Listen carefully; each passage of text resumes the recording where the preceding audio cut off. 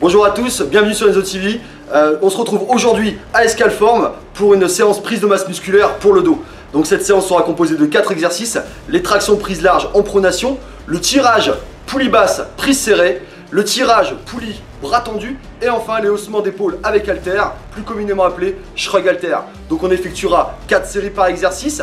La fourchette de répétition s'échelonnera de 6 répétitions maximum à 10 répétitions maximum. Encore une fois, selon la nature de l'exercice. Le temps de repos, on est sur de la prise de masse musculaire, donc on essaie de prendre le maximum de poids en gardant une technique irréprochable. Donc on prendra 2 minutes de temps de repos entre chaque série. Une petite précision quant au premier exercice, je suis tout à fait conscient que les tractions sont plutôt destinées pour les pratiquants confirmés voire intermédiaires. C'est pourquoi j'apporterai un exercice de substitution pour les débutants ou pour les personnes qui n'ont pas encore la possibilité de faire des tractions avec le poids de corps. Exercice bien sûr auquel j'apporterai des explications au niveau de l'exécution technique. Écoutez, sans plus attendre, on va commencer notre séance dès maintenant. A tout de suite.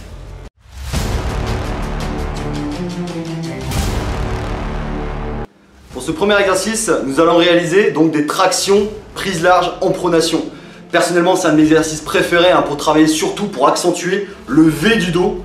Donc traction, prise large en pronation, exercice polyarticulaire. Maintenant vous savez, vous êtes un peu familier avec le terme. C'est-à-dire que non seulement il va solliciter les dorsaux, plus la prise va être large, plus elle va solliciter la partie externe des dorsaux, mais accessoirement, ça va solliciter également l'avant-bras et surtout le brachial antérieur. Pas tant le biceps, c'est d'ailleurs pour ça qu'on est en perte de force véritablement lorsqu'on est en prise très large. Donc au niveau de l'exécution, la première des choses, vous l'aurez compris, c'est d'adopter une prise supérieure à la largeur d'épaule, d'accord, en pronation, donc paume de main vers la barre. La deuxième des choses, donc on va se mettre à l'aplomb de la barre. La deuxième des choses va être de stabiliser le corps pour éviter pendant l'exécution du mouvement, tout mouvement de balancier. Donc on gagne bien au niveau des abdominaux.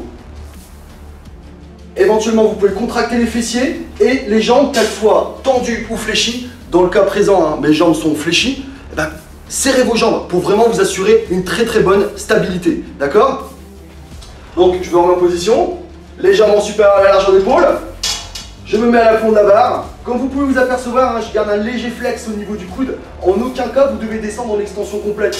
Pourquoi? Parce que vous allez mettre votre épaule et la longue portion du triceps dans une situation d'étirement qui est trop intense, qui peut amener à des petites blessures, voire une micro-déchirure au niveau du faisceau long du triceps. Donc, gardez toujours ce petit flex en fin d'extension. Au niveau de l'exécution, donc je suis bien gainé, mon corps est bien stabilisé. Je vais amener le corps en sortant bien la poitrine, d'accord. Pendant toute l'exécution du mouvement, vous devrez avoir la poitrine, la cage thoracique bien sortie. En aucun cas, vous devez tirer avec le dos rond. Trop de stress au niveau des épaules et perte de travail au niveau des dorsaux. Donc sortez bien la cage thoracique lors de l'exécution du mouvement.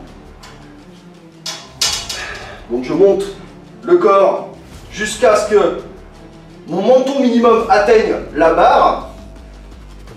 Et je redescends en expirant sur 2 secondes en maintenant un petit flex au niveau des coudes. Je monte sur 1 seconde en faisant en sorte de bien tirer les coudes vers le bas pour vraiment contracter un maximum mes dorsaux. Et je redescends sur 2 secondes. Inspirez en montant, bloquez la respiration, ça va vous assurer encore plus de stabilité. Et redescendez en expirant sur le dernier tiers du mouvement.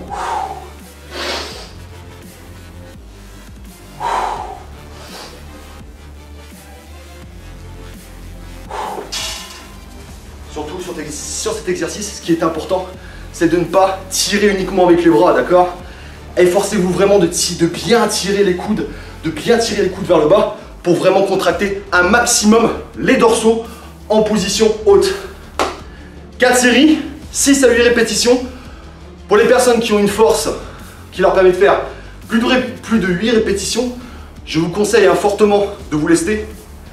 Donc soit avec une ceinture, une chaîne ou un crochet avec un poids ou une haltère entre les pieds. Personnellement, je préfère la ceinture avec le poids. Il y a moins de risque de déséquilibre. Je tiens à faire une petite remarque. Dans quelques temps, je vais faire une petite vidéo didacticielle avec des exercices spécifiques pour les personnes qui désirent augmenter leur force de traction et passer à des exercices classiques à la poulie, aux tractions prise large, prise supination, aux tractions poids de corps, car c'est vraiment les meilleurs exercices pour le dos. Allez, on passe à l'exercice de substitution, suivez-moi.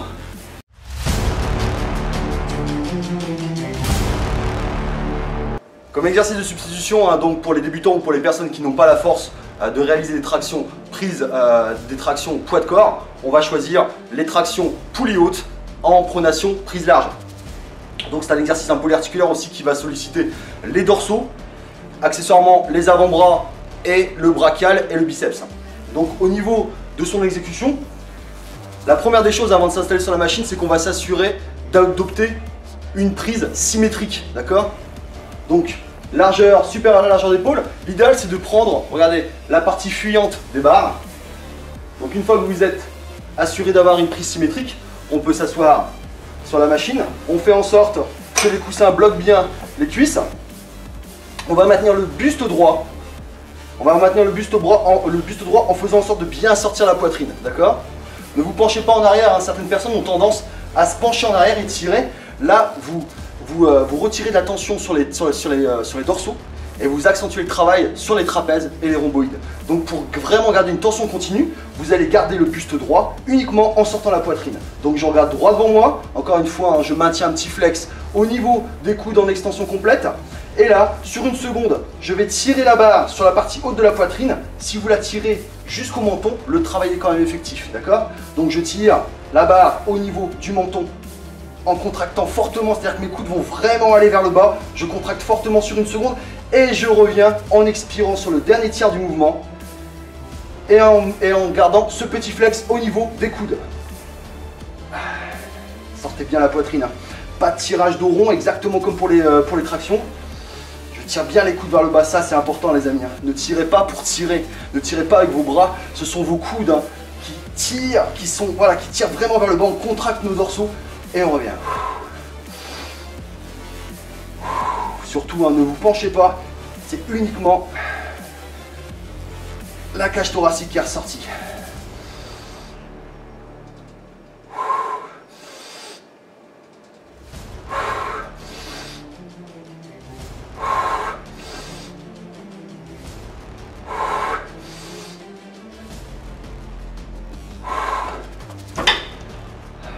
Pour cet exercice, on effectuera 4 séries, fourchette de répétition 6 à 8 répétitions, temps de repos 2 minutes entre chaque série. Et bien écoutez, maintenant on a nos premiers exercices, on peut passer au deuxième exercice, le tirage poulie basse, prise serrée. A tout de suite.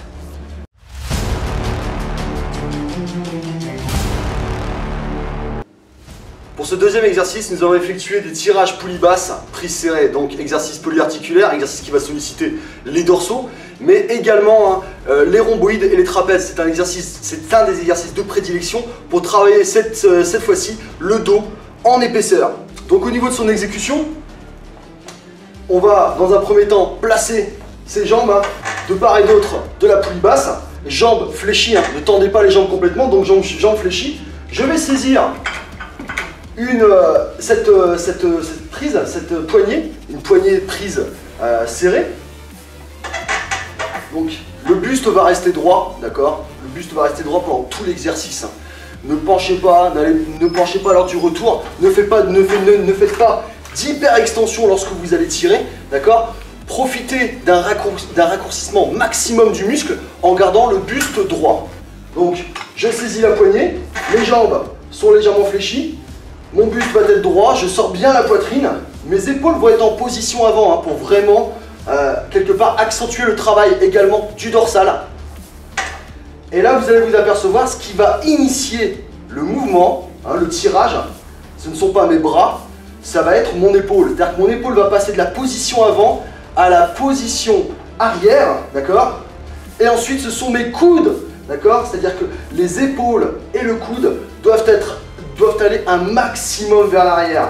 Mes biceps ne sont là uniquement que pour stabiliser mon articulation du coude en fin de tirage. Pensez bien à ça les amis.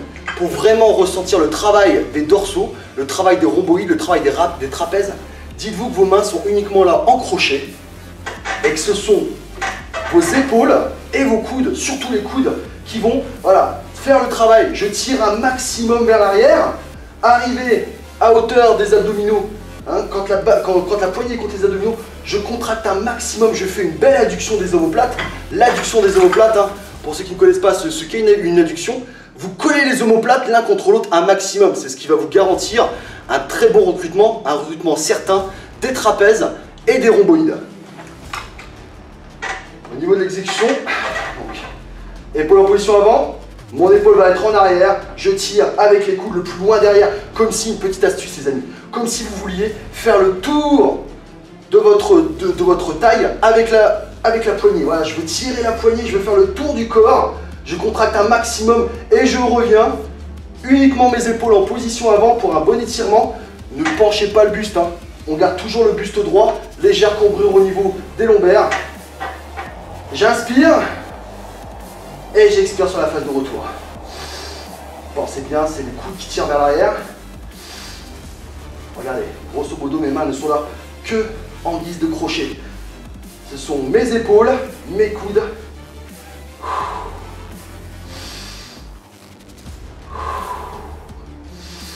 Voilà, comme si je voulais faire le tour du corps avec la poignée. Les coudes sont le long du corps. J'inspire, je contracte fortement, les épaules en position arrière, les coudes le plus loin possible. Et je reviens, épaules en position avant.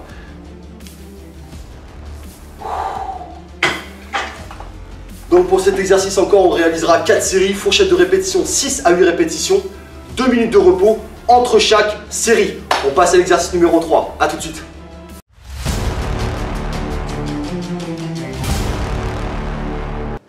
Pour ce troisième exercice, nous allons effectuer des tirages poulies, bras tendus à la corde. C'est un exercice qui n'est pas souvent réalisé en salle et pourtant, moi personnellement, je l'adore parce que c'est déjà primo un très bon exercice de finition pour les dorsaux et c'est un exercice également qui est intéressant pour deux raisons. La première, c'est que c'est un des rares exercices, si ce n'est un des seuls exercices de dos qui ne fait pas intervenir les biceps, hein, que ce soit le biceps brachial ou brachial antérieur. Donc ça nous assure vraiment une isolation parfaite des dorsaux. Et la deuxième des raisons, c'est que c'est un des rares exercices qui fait intervenir la faculté de rétropulsion que nous offre, que permettent les dorsaux. Alors pour ceux qui ne savent pas ce qu'est la rétropulsion, c'est ce mouvement là en fait. Les bras, voilà, je vais vers l'arrière. Ce mouvement d'avant en arrière, tout du moins en arrière. Voilà, ça c'est la rétropulsion, comme un nageur, tout simplement. Donc l'exécution de cet exercice, la première des choses, on va saisir la corde. Alors, petit aparté, il peut se réaliser à la barre ou à la corde. Je préfère la version corde, pourquoi? Vous allez vous en apercevoir. La version corde nous permet d'avoir une meilleure amplitude de travail, hein, notamment au niveau de la phase de contraction. Alors que si j'avais saisi une barre, la barre aurait été bloquée par mon bassin. Alors que là, je vais pouvoir aller un peu plus loin pour rechercher une meilleure contraction, donc un meilleur travail. Donc, je saisis la corde. Bras tendus, léger flex au niveau des coudes. Je vais légèrement pencher le corps. Je dis bien légèrement, ne vous retrouvez pas comme ça. Légèrement pencher le corps. Je gagne bien au niveau des abdominaux. Léger flex au niveau des genoux pour limiter la contrainte au niveau des lombaires. Et là, tout simplement, les amis, je vais ramener les bras vers le corps.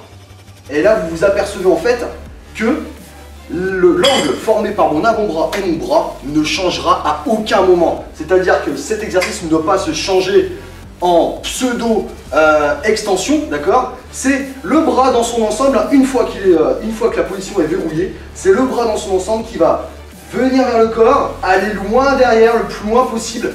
L'idéal étant d'aller jusqu'au plan dorsal, hein, jusqu'au niveau des dorsaux. Et là, je contracte fortement mes dorsaux et je reviens légèrement au-dessus de la hauteur du visage pour avoir un bon étirement. Et je reviens en inspirant. Je bloque, je contracte fortement. Comme vous pouvez vous apercevoir, hein, mes bras ne se plient pas, mes coudes ne se plient pas, c'est uniquement mon bras qui va se diriger vers mon bassin. Et là, je vais un peu plus loin, contraction, 1 à 2 secondes, je reviens en expirant sur le dernier tiers du mouvement. Sans à-coups, je vais un peu plus haut que la ligne des yeux pour vraiment avoir un bon étirement au niveau des dorsaux. J'inspire.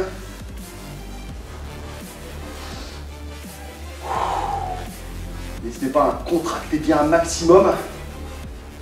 Et je reviens sur 2 secondes. J'expire. J'inspire. Je contracte.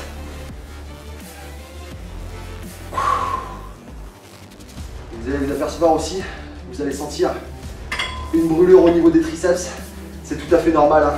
Même s'il n'y a pas de mouvement d'extension, cet exercice renforce surtout la longue portion du triceps. Donc encore une fois, hein, très très bon exercice de finition qui nécessite un peu d'apprentissage, mais une fois que vous avez maîtrisé l'exercice, je vous assure que les résultats et les sensations sont garantis. Et bien écoutez, sans plus attendre, on va passer au quatrième exercice, le haussement d'épaule avec haltère, appelé shrug haltère. A tout de suite, on y va.